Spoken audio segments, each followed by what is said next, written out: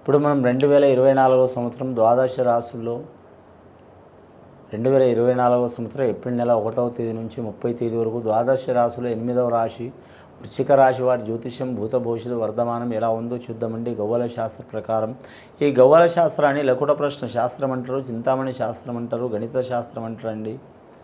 9 గవ్వలు 3 సార్లు వేసి వారి జ్యోతిష బలం ఎలా ఉందో వాటిని లెక్కబెట్టి చూద్దామండి. వారి జాతక బలమా. అలాగే మాత్రం ఏప్రిల్ మాసంలో మాత్రం ఉగాది శ్రీ క్రోధినామ సంవత్సరం కూడా రాబోతుంది కాబట్టి క్రోధినామ సంవత్సరం విశేష బలం ఎలా ఉందో వారి పేరు మీద చూద్దామండి. ఈ మాసం ఎలా ఉందో ఏప్రిల్ నెల 1వ తేదీ నుంచి 30 తేదీ వరకు ఎలా ఉందో గవ్వలేసి చూద్దామండి.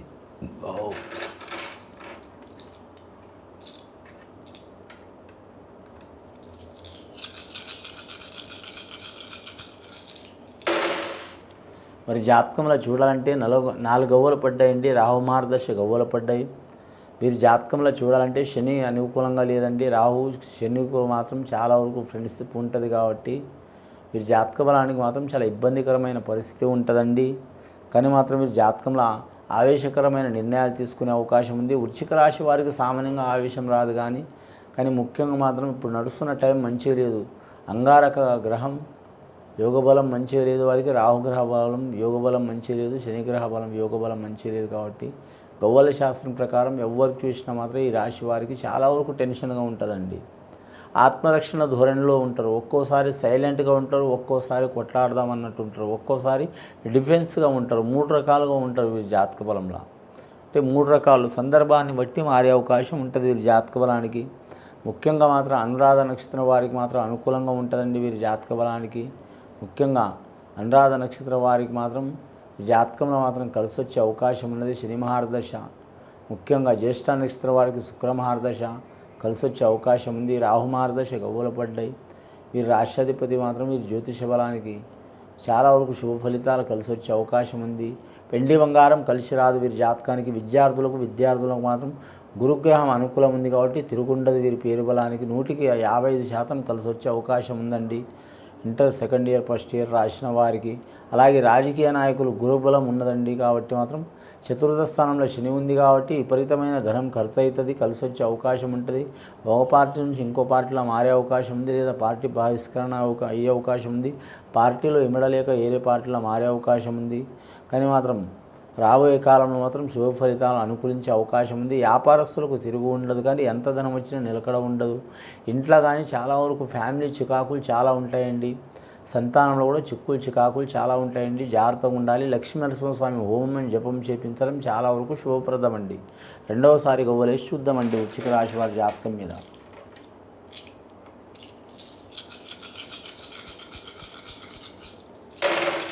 రెండవసారి గవ్వలేస్తే 5 గవ్వలు పడ్డాయండి. వ్యాపారస్తులు కలిసి వచ్చే అవకాశం ఉంది.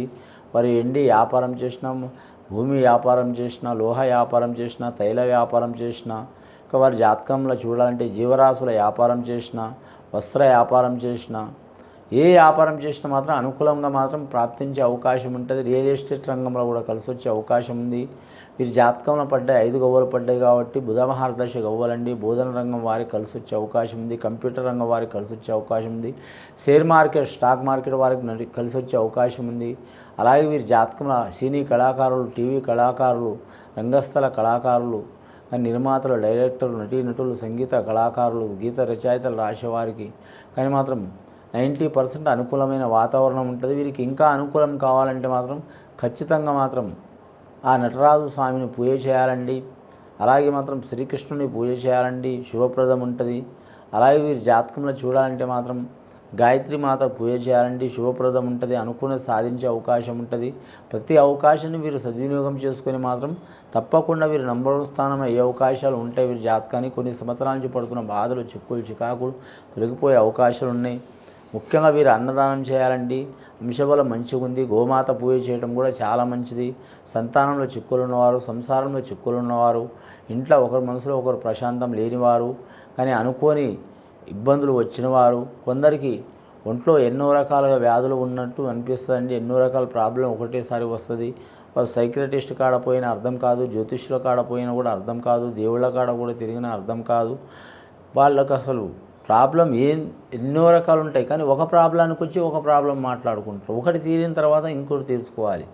ఆతృత ఆందోళన ఎక్కువ, అన్ని ప్రాబ్లమ్స్ ఒకటేసారి అందరి మీద కక్కేసరికి అది ఎటు కాకుండా అయిపోతుంది.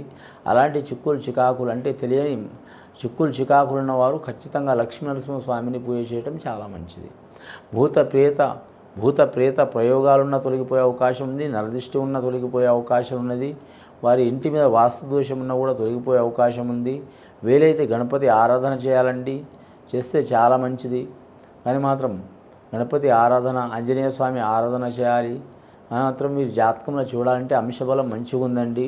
మూడవసారి గవ్వలేసి చూద్దామండి. ఇప్పటివరకు అయితే మీరు జాతకంలో మాత్రం 9 గవ్వలు పడ్డాయండి.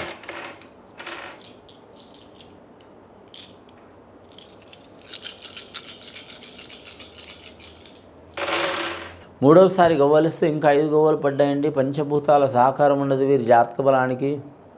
ముఖ్యంగా వీరి జాతకంలో చూడాలంటే మాత్రం వీరికి అగ్ని సహకారం చేస్తాడండి, వాయువు సహకారం చేయడు. ఎందుకంటే అగ్ని సహకారం చేస్తే వాయువు సహకారం చేస్తే ఏముంటుందంటే అండి, అగ్నికి వాయువు సహకారం చేస్తే మాత్రం అక్కడ వంట అయ్యేది పోయి మంట అవుతుందండి. ఇలాంటి సంఘటనలు జరిగే అవకాశం ఉంది. రెండవది ఆకాశం సహకారం ఉంటుంది ఎవరికైనా, వీరికి కూడా భూమి కూడా సహకారం ఉంటుంది. మూడవది మాత్రం నీరు సహకారం ఉంటుంది. అంటే వీరి జాతకానికి ఒక వాయు యోగ బలం మంచిగా లేదు, అంటే వాయు బాధలు వచ్చే అవకాశాలు ఉన్నాయండి. వాయు బాధలు అంటే మాత్రం ముఖ్యంగా వీరి జాతకంలో మాత్రం చాలా వరకు మాత్రం తిరిగే చోట్లలో మాత్రం ఒక్కొక్క వాతావరణం మాత్రం పడదండి వీరి జాతకంలో. ఈ వేడిగాలు కూడా చాలా ఇబ్బందులు పెట్టే అవకాశం ఉంది. ఆరోగ్య బలంలో చిక్కులు చికాకులు వచ్చే అవకాశం ఉంది. రాజకీయ నాయకులకైతే తిరుగు ఉండదు, కానీ డబ్బు ధనం విపరీతంగా ఖర్చు అవుతుంది. రోడ్డు ప్రమాదాలు జరిగే అవకాశాలు చాలా ఉంటాయి. చాలా జాగ్రత్తగా ఉండాలి. ఆకస్మికంగా ప్రయాణం చేయవద్దు. అమావాస పౌర్ణమి గడియల, ఇంకా నవమి గడియల, అష్టమి గడియల ప్రయాణం చేయవద్దండి. గోదావరి ఏదైనా చాలా వరకు ఇంపార్టెంట్ వెళ్ళాలనుకునే వారు మాత్రం గోదావరి వేళ వెళ్ళటం మంచిది. సాయంత్రం పూట లేదా మాత్రం ఉదయం గడియ బ్రహ్మముహూర్తాల్లో వెళ్ళటం చాలా మంచిదండి. బ్రహ్మముహూర్తం అంటే 4:30 నుంచి 5:30 లోపల, 4 నుంచి 5 లోపల లేదా 5:30 లోపల వెళ్ళటం చాలా మంచిది. సూర్యుడు ఉదయించక ముందు యోగ బలం కలిసి వస్తుంది. కానీ మాత్రం ముఖ్యంగా వీరి జాతకంలో చెప్పాలంటే మాత్రం గవర్నమెంట్ ఉద్యోగం కోరే వారికి మాత్రం 50% కలిసి వస్తుందండి. అలాగే నిరుద్యోగులు శుభవార్తలు వినే అవకాశం ఉంది. కానీ మీరు జాతక బలానికి చెప్పాలంటే మాత్రం స్త్రీలతో ఇబ్బందులు వచ్చే అవకాశం ఉంది. సంతానంతో ఇబ్బందులు వచ్చే అవకాశం ఉంది. అన్నదమ్ములతో మాత్రం ఎవరికి వారే ఎమనకు తీరి అన్నట్టు ఉంటారు. అందరూ కలిసికట్టుగానే ఉంటారు, కానీ చివరి నిమిషంలో ఎవరు ఆలోచన వారికి అన్నట్టు ఉంటుంది. వీరి మీద మాత్రం ముఖ్యంగా మాత్రం అన్ని గవ్వలు పడ్డాయండి. 14 గవ్వలు పడ్డాయండి. 14 గవ్వలు అంటే వీరి జాతక బలానికి మాత్రం శుభం అశుభం సరి సమానం అనేది మిశ్రమ ఫలితాలు ఉన్నాయి. ఈ చిక్కులు చికాకులు వెళ్ళిపోవాలంటే లక్ష్మీనరసింహ స్వామిని సందర్శనం చేయటం, ఆంజనేయ స్వామిని పూజ చేయటం, విఘ్నేశ్వరుని ఆరాధన చేయటం చాలా మంచిది. ఇది విని చూసి ఆచరించే వారికి, వృశ్చిక రాశి వారికి శుభ ఫలితాలు కలుగుతాయండి. శుభం భూయాత్.